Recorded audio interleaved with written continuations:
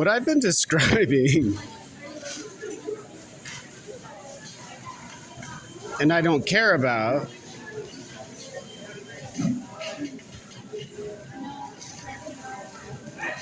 talking about neuropsychology, brain and body,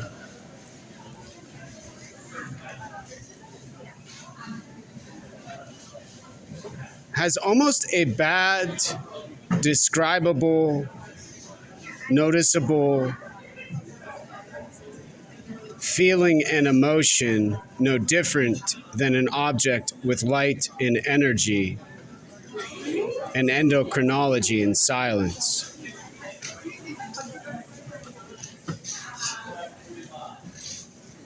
Humans consciously and deliberately do what I'm doing now, not spontaneously and randomly trying to solve a mystery and a secret of humans choosing war and abusing their bodies and brains with hormones and nasty, disgusting emotional language and mathematical dominance with intelligence, brilliance, genius, and smart talking and silence. A human body and brain, eventually no different than sitting in front of a computer or tablet or holding a smartphone too long, does not have strength I have as a human using none of what I'm talking about other than what I'm recording now for other humans to leave me alone, who aren't my problem.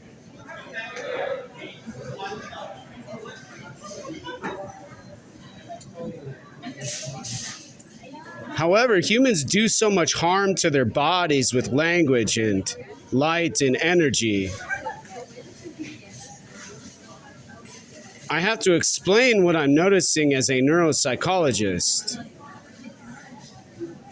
To not have emotion about another pandemic caused by health standards, not evolving, adapting, and succeeding, but worse,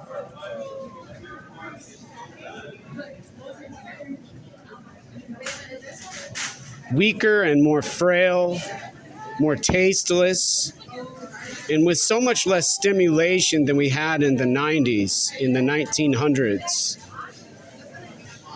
I can barely begin to say what I feel with emotion after what I learned.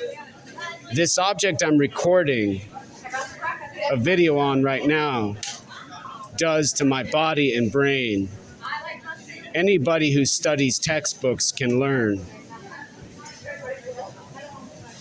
with emotion and silence.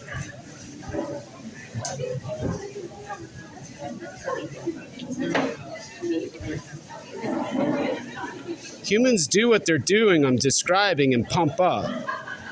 No different than what the manager did to me at Metropolitan Market, telling me how dominant and strong I was, and no different than a human 356, who came over afraid of my dominance, terrified of probably what he saw as nothing more than what he describes as Rambo. Metropolitan Market describes as son of Rambo. However, I don't have any violence history,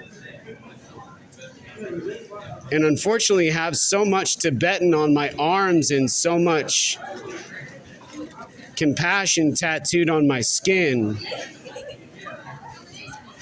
No other country in outer space on an object will ever allow me to seek political refuge, to seek asylum, to live on their land in outer space with so much nonverbal and verbal nonviolence on my body. My brain describes as nothing more than what His Holiness the 14th Dalai Lama says has to do with a precious life in silence